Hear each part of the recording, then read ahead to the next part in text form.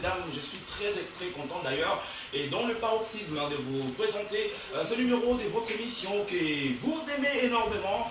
Aujourd'hui, il s'agira énormément des non-léopards de la République démocratique du Congo, messieurs et dames. Comme je le disais tantôt au début de cette émission, je suis très heureux.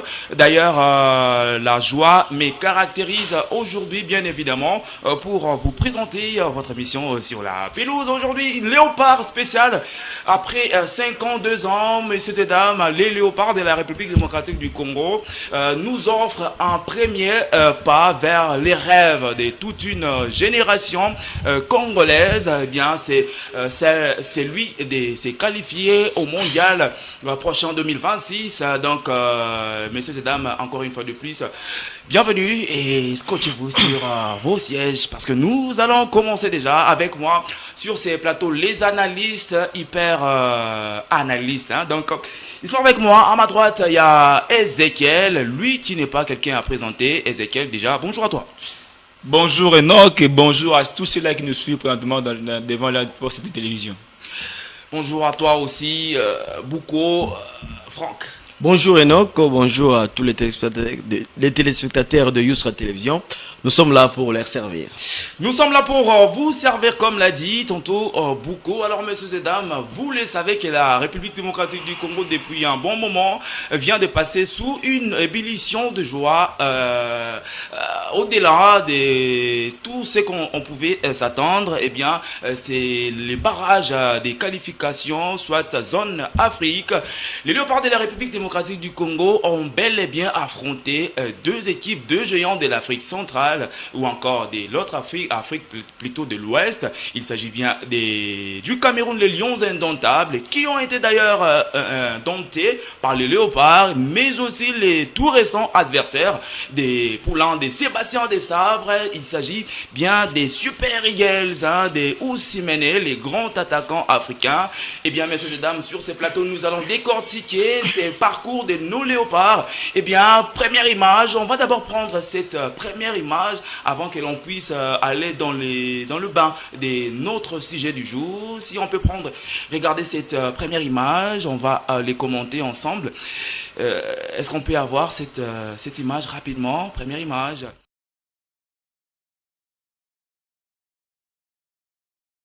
Vous êtes en train de nous suivre à la maison avec mes analystes ici. Une question pour vous deux.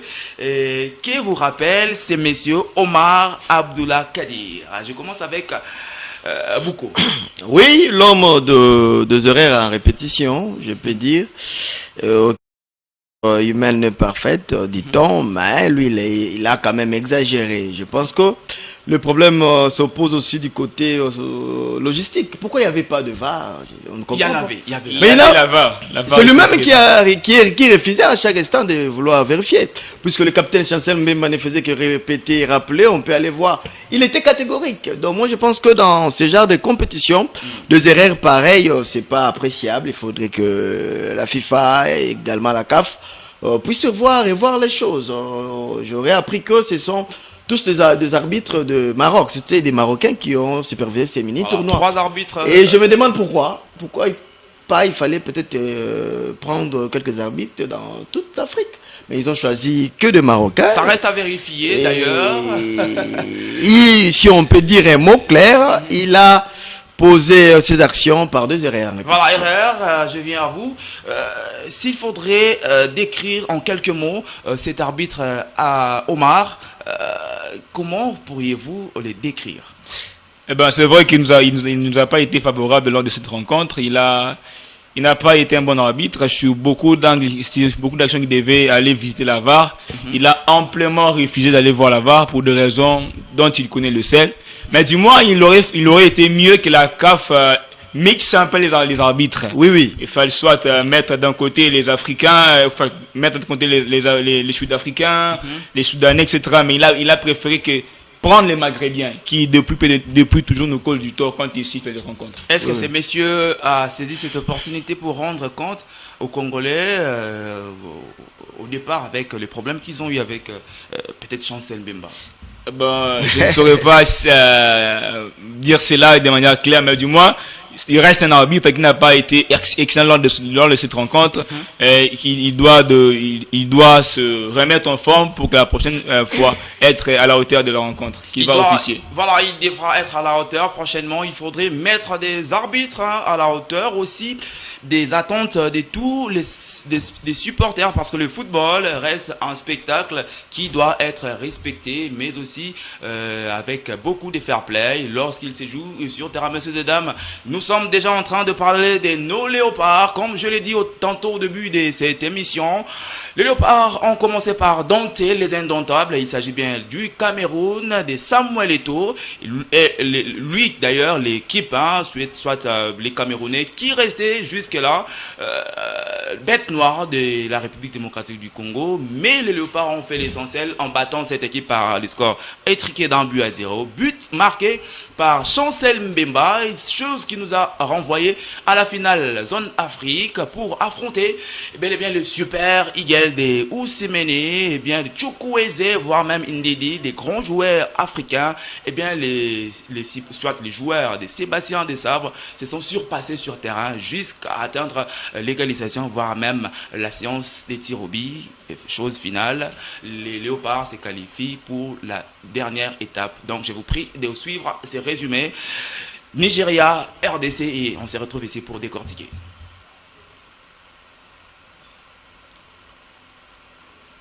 Bei einer WM dabei gewesen, damals in Deutschland, seitdem nie mehr.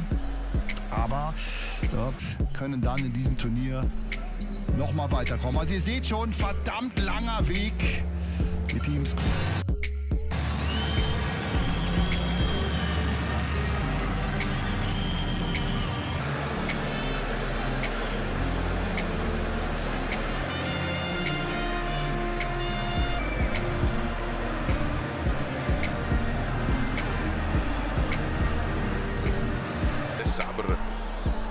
Malijac na klupi Nigerije, te Francuz na klupi Konga, Desabre inače čit.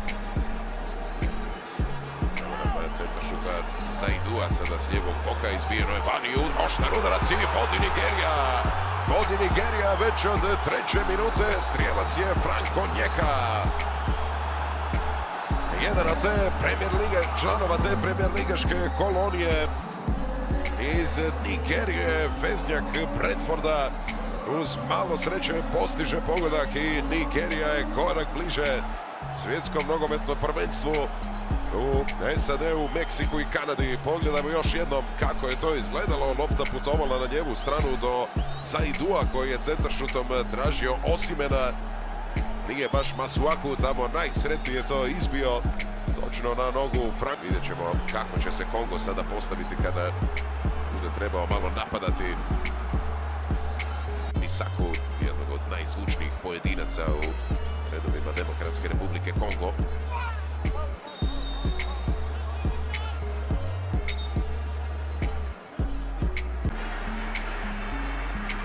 Dat is een aardige bal. Dan bij de tweede. Osimhen. De hoek is lastig om het te proberen, dus gooit hij hem maar voor de goal. Ook zonder al te veel vaart. Dan gaat het snel richting Bakambu. Kijkt 1 keer over zijn schouder, is er ondersteuning? Nog niet, nu wel. En dan is het een geweldige bal en is het 1-1 via Elia.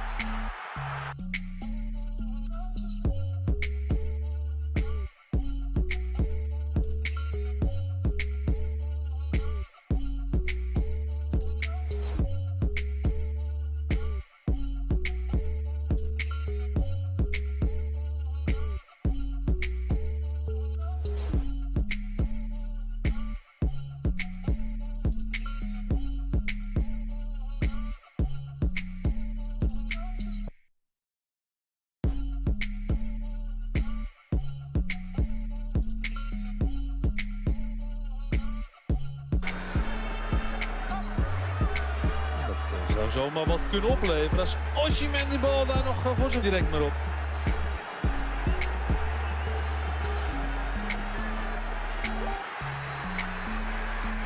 Elia met Fredericks die het al de hele wedstrijd moeilijk heeft. Može da bude nezadovoljno. Kongo pokušava da na ovaj način udari protivnika. i natera ga da ostane na sopstvenoj... Da, ovdje dileme nema. Hrvatsku prednost još uvek nema Kongo, ali reprezentaciji Konga Mutusami, ovo je odbrana. Mlada Mutusami 0-0 nakon... Simon, nova odbrana, ovaj udarac Timoti Fayulu i uspeo da ga skine. Sadiki prolazi ovo ispod Enva Balija.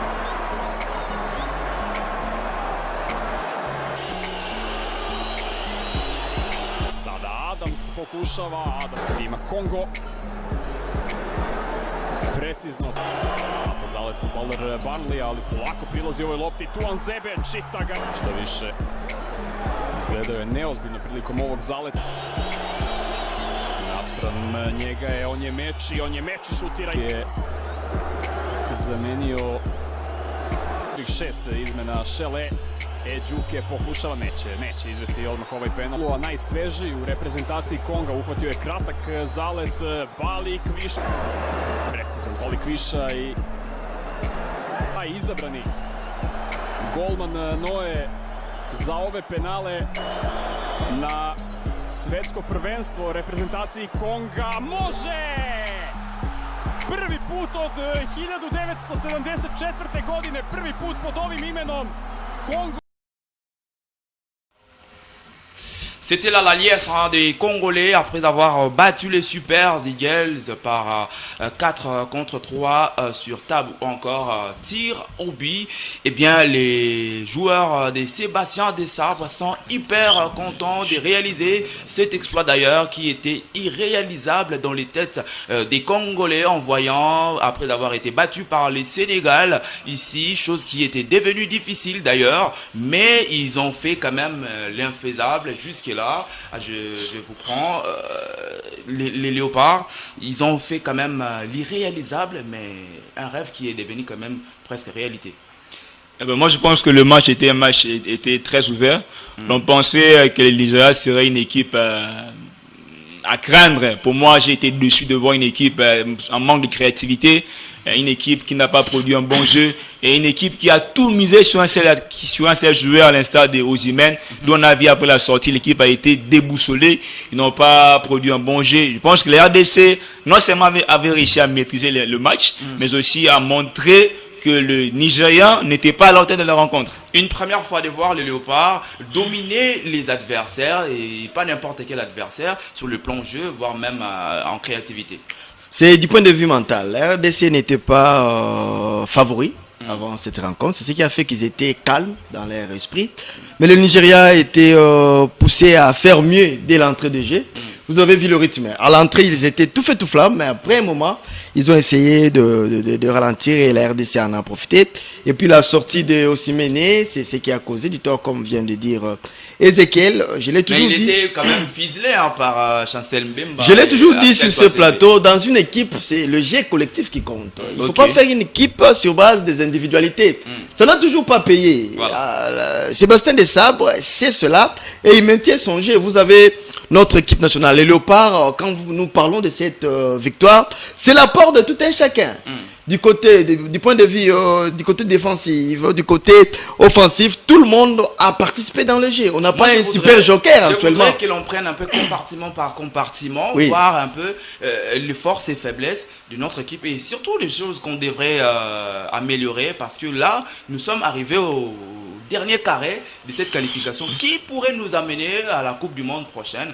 Eh bien, commençons d'abord par les portiers. Mpassi, lui qui était d'ailleurs remplacé à la dernière minute par Fayulu, qui devient l'héros d'ailleurs des Congolais actuellement. Ezekiel. Bon, moi je pense que je n'aimerais pas être à la place des Sabres pour décider, parce qu'à l'heure actuelle il a 4 bons gardiens sur sa tablette et il va se demander lesquels aligner. Passi est excellent, Timothy Fayulu qui a encore moins une paire énorme, il y a Berto qui a livré 4 rencontres sans pourtant encaisser des buts, mais du moins seul le meilleur sera aligné sur le flanc du poteau congolais. Mais néanmoins, n'oublions pas que Passi nous avait aidé à faire un bon parcours lors de la dernière CAN permettez. Mais du moins, je pense que Timothy Fayulu aussi est un bon gardien, donc il va falloir regarder un peu avec un œil clair. Est-ce qu'il faudrait changer la vision, soit la physionomie de ces compartiments de jeu, soit des gardiens, des buts congolais, prochainement, voir un Timothy Fayulu titulaire?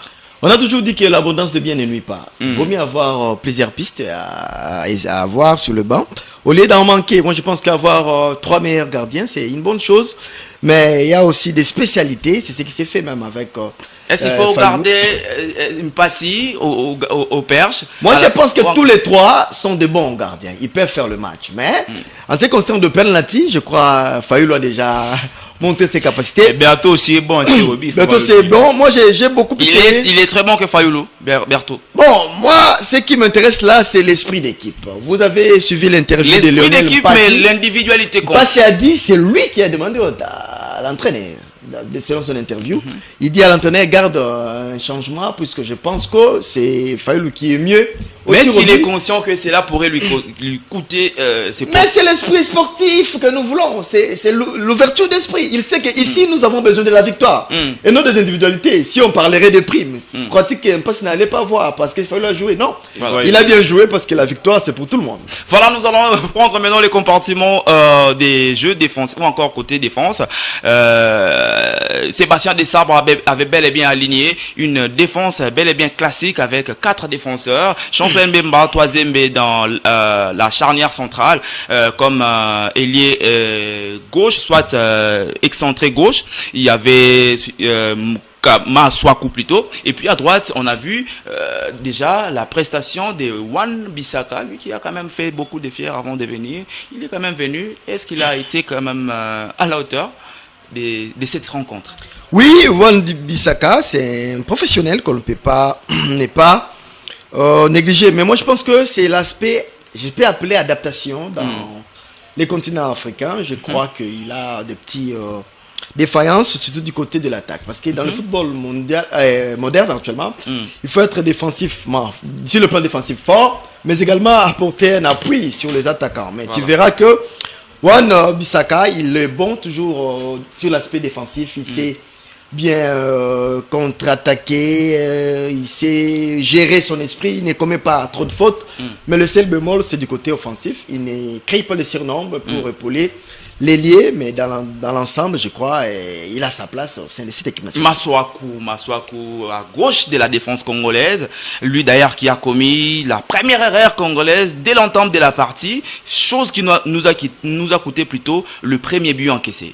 Bon, moi je pense que les Congolais qui nous suivent actuellement ne doivent pas nous jeter un peu de pierre parce que là nous sommes en train d'analyser un peu l'équipe qui avait été alignée pour cette rencontre. Voilà. Je pense que la défense n'était pas parfaite. Ça, il faut le reconnaître. Nous avons un bon numéro 4 et numéro 5. Mais du moins, il y a les deux ailiers qui nous ont un peu causé du tort. Je pense que Artima Sok n'a pas été bon sur le plan défensif.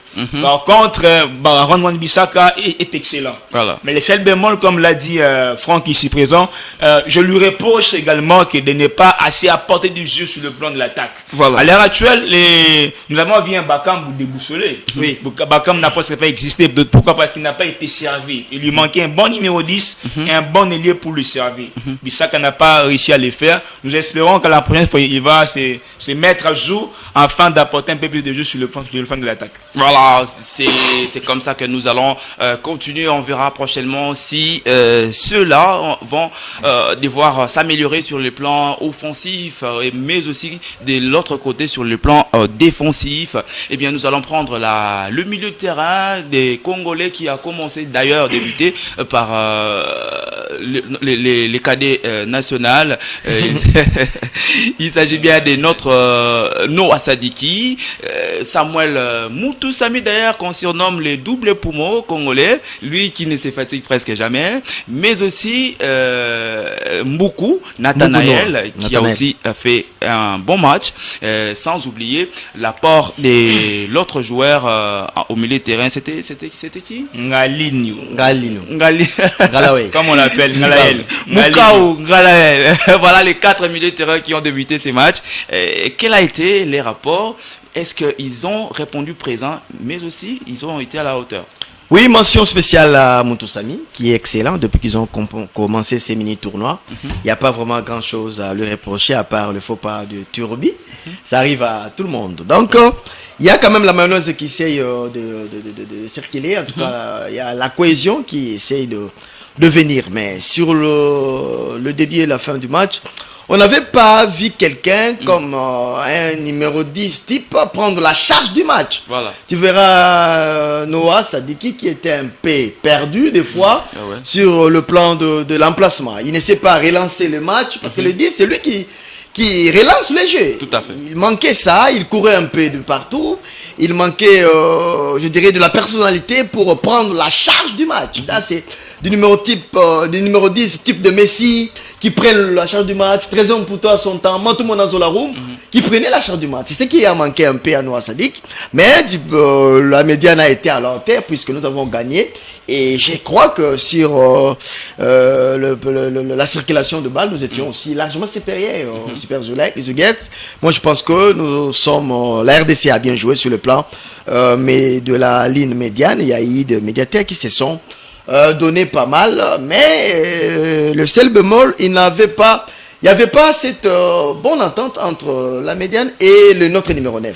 Bakambu n'était pas servi. Vous avez vu même le but qu'on a marqué, ça illustre tout. Bakambu était obligé d'aller chercher la balle du côté droit et servir Meshak qui a pris la place de Bakambu pour marquer. Mais les buts viennent quand même du milieu de terrain. Médiane et Bakambu. On peut voir les illustrations là, s'il vous plaît. Les buts viennent du milieu de terrain. Et il y a, je crois, Moukao qui donne à Meshak Elia. Meshak Elia transmet à Cédric Bakambu qui a fait un appel en profondeur. Un appel à profondeur et il a servi. Il a suivi les jeux. Bien que ça s'est fait avant que Ezekiel parle, je dirais qu'ils ne l'ont pas fait beaucoup.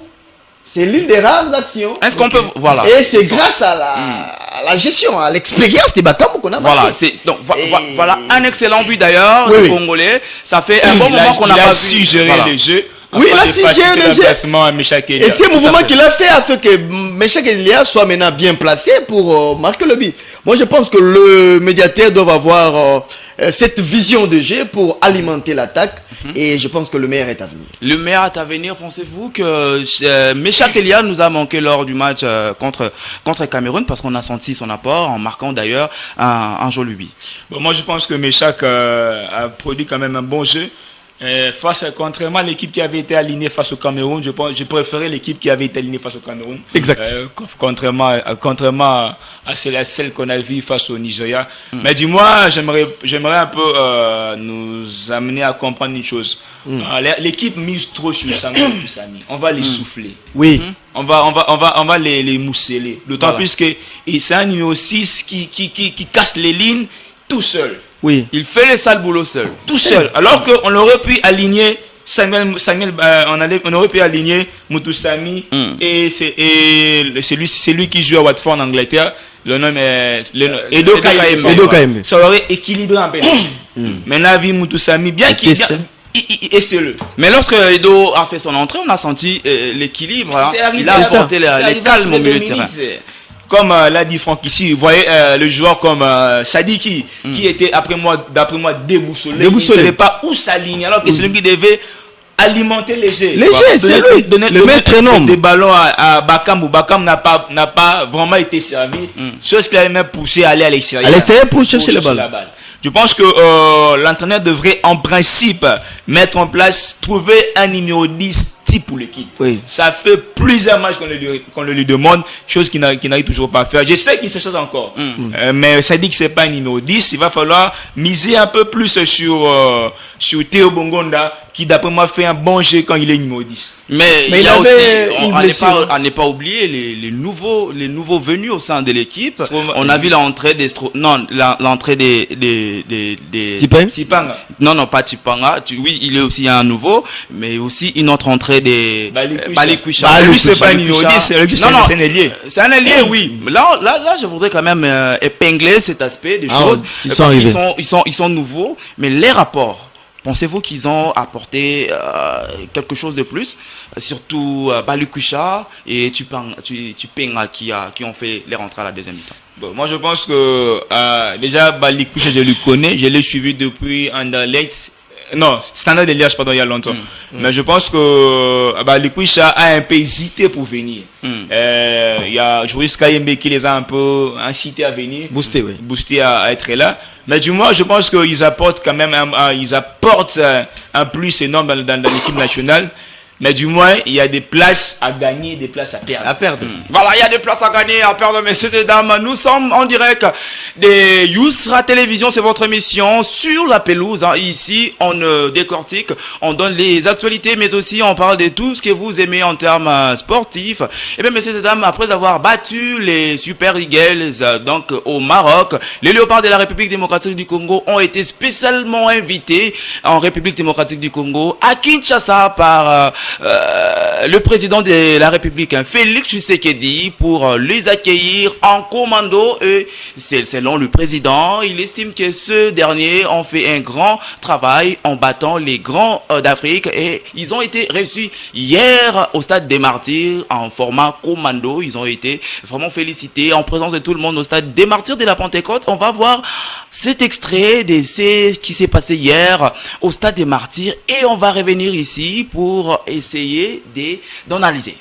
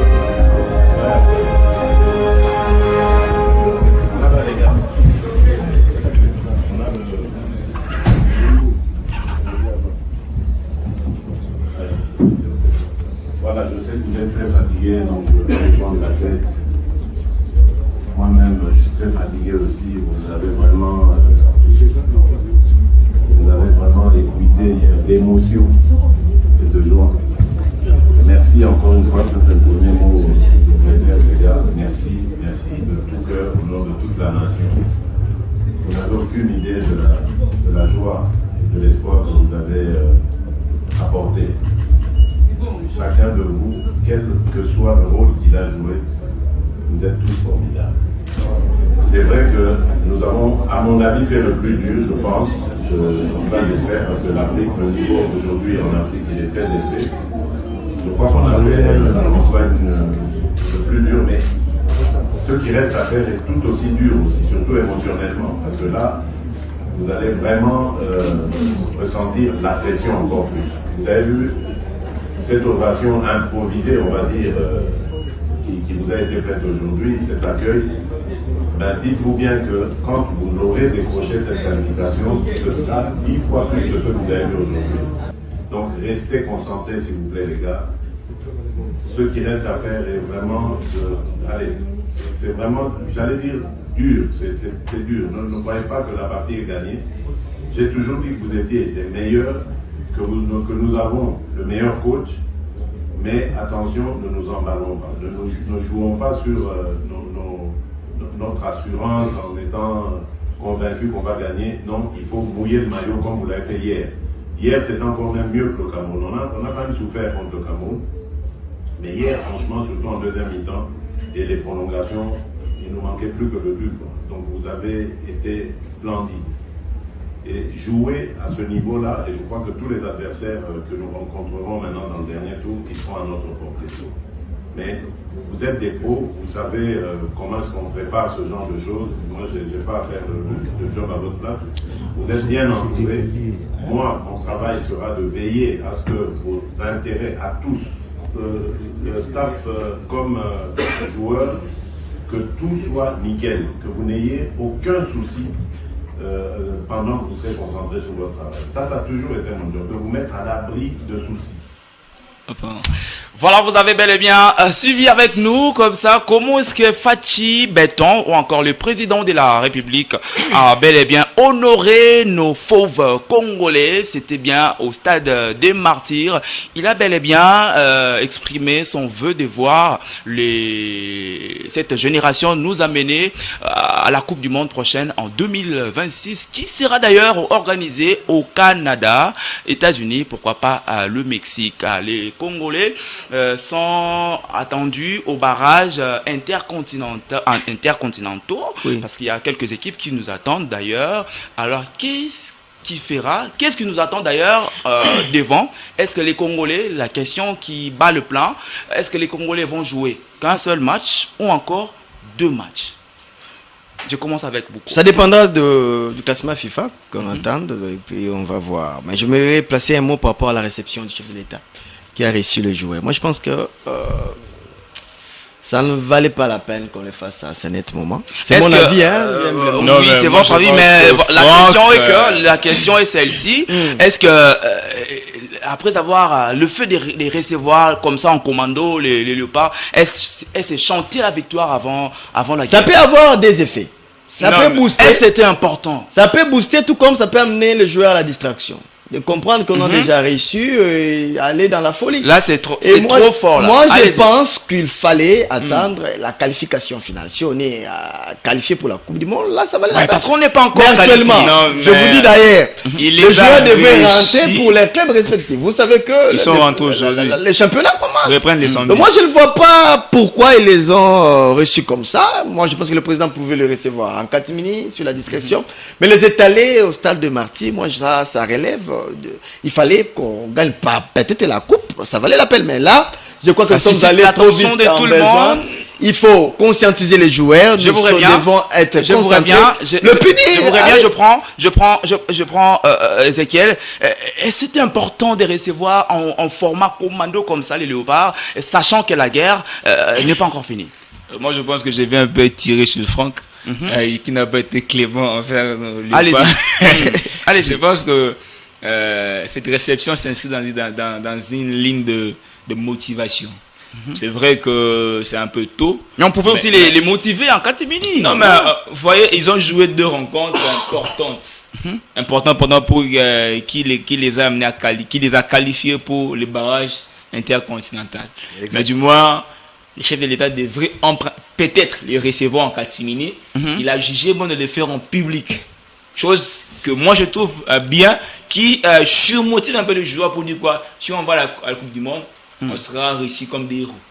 Mais là, c'était hier, c'était déjà, ils étaient considérés déjà. Non, mais là, c'était une sorte d'encouragement. Bon, mais après la coupe, Mais ça peut y a amener à boire et à manger. l'exagération, à la Non, fête. c'est On pas ne fait pas la fête l'exagération. quand pendant que vous êtes en plein combat. Voilà. c'est ni la fête, c'est ni chanter la victoire avant la guerre. C'est l'encouragement, c'est les encourager à aller À faire encore mieux. À faire mieux sur le bataille. C'est voilà, c'est qu'ils ont, l'autre a dit que c'est les encourager à aller un peu plus loin dans ces combats qui attendent encore nos léopards. Mais Franck dit contrairement que c'est vraiment une réception prématurée de nos léopards comme étant des commandos. Alors messieurs et dames, dans quelques minutes nous allons déjà presque cheater dans cette émission parce que les bonnes choses ne durent pas. Aujourd'hui nous avons bel et bien spécialement parlé de nos léopards de la République démocratique du Congo et qui y ont fait d'ailleurs honneur. Ils ont fait flotter les drapeaux de la RDC, des Fachi Béton, qui d'ailleurs a reçu son les acteurs de cette qualification au stade de mardi, mais aussi nous pensons qu'ils ont quand même reçu une petite enveloppe bien que ça ne manque pas, ça ne manque pas. Oh, là, on n'a pas vu. Il le mérite pleinement. On attend avec les rumeurs des 1 million, on va attendre. Non, ça reste de spéculation. Il n'y a pas une voix officielle qui le confirme jusque-là. Mais si il le reçoit, il y a un adage qui dit il n'y a pas de fumée sans feu. Il y a pas de fumée beaucoup. On attend la voix officielle. Ça, en tout cas, ça dit beaucoup. Ça fera aussi plaisir, hein, honneur et puis un sujet de gloire pour certains, mais un sujet quand même des frustrations pour certains. Non, moi je pense que s'ils arrivent à aller à la Coupe du Monde, ils le méritent. Pas maintenant. Mais à la Coupe du Monde, ça dépend de la discrétion. On va attendre. Si les chefs estiment que le montant. On va attendre le mois de mars. On va attendre le mois de mars pour voir si et seulement si nos Congolais vont devoir se qualifier au niveau des soit États-Unis, Canada ou encore Mexique, voir tous les supporters congolais se déplacer au niveau des États-Unis et Canada au Mexique et les voir encore retourner ici au République démocratique du Congo. Et de ceux qui vont rentrer. Ils vont rentrer? Oui. Ils vont rentrer ici? Et de ceux qui ne rentrent pas, le gouvernement a intérêt à avoir, comme d'habitude, dans chaque compétition, il faut qu'il y ait des supporters. Et d'ailleurs, quant à l'encadrement, rien à dire. Yousra Télévision va déléguer des gens pour être sur place afin de relayer l'information. C'est ça. Oui, espérons qu'ils vont faire vivre nos publics. Non, les agents de Yousra vont y aller et puis revenir. Nous, et surtout qu'il y a Junior Malaïssa qui est le boss. Et tous les boss qui fera tout son mieux avec les DG Peggy Tsassa. Ils feront tout le mieux. Alors on va chuter avec cet élément de Fécolita. Eh bien, il n'y a pas trop à dire. Je vous laisse rapidement, faute de temps, suivre déjà ce qu'a été la visite sur place des quelques inspecteurs. On va revenir ici dans quelques secondes pour clore cette émission rapidement parce qu'on n'a plus le temps. Une délégation de l'United World Wrestling, conduite par Daniel Igali, a effectué ce dimanche 16 novembre 2025 une inspection aux établissements d'hébergement proposés par la Fédération congolaise des luttes associées, Fécoluta. Là, c'est des twin beds, mais là, c'est pas disponible. Des hôtels qui accueilleront les délégations pour les championnats d'Afrique des Nations de lutte à Kinshasa l'année prochaine. Une journée très chargée pour Igali et son compagnie qui ont visité autour de 8 hôtels qui répondent aux standards internationaux. So far today we visited about 8 hotels. On a visité autour de 8 hôtels. And the hotels we have visited meet the requirements to host the African Championship. Et les hôtels que nous avons visités ont vraiment les standards pour abriter les championnats d'Afrique. Le plus important dans cette mission va être la visite des lieux de compétition, a expliqué les Nigériens. The more important one will be actually the venue of the competition. Le plus important aussi va être par rapport au lieu de compétition. There are also some other very important things like medical, transportation, and other key things that we'll be looking at tomorrow. Donc il y a tout qui est important qu'on va regarder comme le médical, le transport et surtout tout ce qui est en rapport avec l'organisation de la compétition. Vraiment, tout ce qui sont les points clés essentiels, nous allons voir ça demain. La dernière inspection est prévue ce lundi avec les autorités des villes pour une implication totale dans le processus d'organisation. La délégation procédera à des visites au stade officiel de la compétition et au terrain d'entraînement. Il est à signaler que la délégation de l'United World Wrestling s'est également entretenue avec les représentants des ministres des Sports et Loisirs, Didier Boudimbu, qui est en déplacement.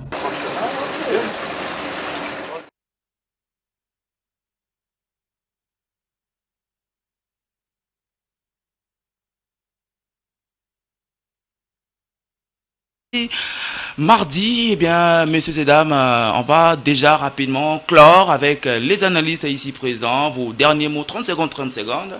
Je commence avec Ezekiel, 30 secondes. Je pense que le plus important à retenir de savoir que non, la RDC est qualifiée pour le barrage intercontinental. Après avoir battu les Super Eagles du Nigeria, notre équipe nationale s'est qualifiée. J'espère qu'il y aura... J'aimerais souligner une chose, s'il vous plaît. Oui. Je pense que déjà l'équipe est construite. Voilà. Je ne dis pas que ça serait mauvais, mais du moins, je pense qu'il serait mieux de ne pas encore ajouter d'autres joueurs au mois de mars. Il faut garder les noyaux. Garder les mêmes. Voilà, merci à vous. Je prends Franck pour finir. Oui, je crois qu'avec cette ossature, nous pouvons encore rêver. Les choses vont s'améliorer. Je crois qu'il y a maintenant question il faut qu'il y ait ce qu'on appelle la cohésion entre les joueurs. Donc il n'y a pas vraiment... Et avoir une équipe type aussi. Oui, il faut avoir une équipe type. C'est ce que nous avons toujours cherché. Et je crois qu'avec cette performance, des victoires avec des géants de l'Afrique, on peut vraiment s'attendre à quelque chose de meilleur, tant du côté de la CAN qui arrive, et pour la suite des éliminatoires de la Coupe du Monde. Voilà pour la suite des éliminatoires de la Coupe du Monde, messieurs et dames. Vous avez été comme ça nombreux à nous suivre. On vous rappelle que les Léopards ne sont pas encore officiellement qualifiés, mais ils sont qualifiés par contre. Ils ont quitté la zone Afrique pour la zone internationale où ils vont rencontrer des équipes. Une équipe, on attend encore le match qualificatif des autres continents. Donc ils vont rencontrer des équipes d'autres continents, soit voilà ce qu'on va dire. Donc on va attendre entre le Panama, le Costa Rica, l'Irak ou encore les Émirats Arabes Unis. Émirats Arabes Unis. On va tirer 2 et puis ils seront répartis. On aura 6 équipes. On va répartir 3 équipes de chaque groupe, et puis dans chaque groupe on va retirer, soit on va retenir qu'un seul, donc le premier de chaque c'est là il y a que des places cela se fera sur base de classement FIFA. Classement FIFA, oui. La RDC est mieux placée, mais on va attendre entre les Émirats Arabes Unis et l'Irak, entre les deux. Si on prend une équipe qui a des points, soit les classements mieux que la RDC, là on prendra les deux. Mais entre les deux aussi, si parmi Irak et Émirats Arabes Unis, c'est classe aussi très bien lors de l'actualisation du classement FIFA, ça ferait en sorte que la RDC joue 2 matchs. Mais le fait que la RDC est déjà mieux placée, si entre l'Irak et Émirats Arabes Unis, l'une d'équipe se classe mieux, là on prendra cette équipe et la RDC comme le mieux placé, et puis la RDC ne jouera que la finale pour ces barrages. Dans tous les cas, il faut seulement être prêt pour aborder dès un seul match. C'est question d'être performant. Voilà, messieurs et dames, c'était un grand plaisir d'ailleurs de vous présenter cette émission sur la pelouse, et nous sommes arrivés bel et bien à la fin. Si vous avez aimé cette émission, dites merci comme ça à Hussein qui a été l'artisan de cette réalisation cette dernière plutôt, mais aussi aux chefs, aux artisans aussi dans l'ombre. Là, je fais allusion à mon directeur technique, papa, messieurs, j'appelle papa parce que c'est un papa, ne mettez pas rigueur, c'est papa ou messieurs. Baoto est aussi mon directeur général, Pegin Sassa, sans oublier l'avatar Junior Malaï, ça c'est lui qui maîtrise l'eau, le feu, l'air et la terre. Messieurs et dames, je vous donne déjà rendez-vous le mardi prochain à 14h.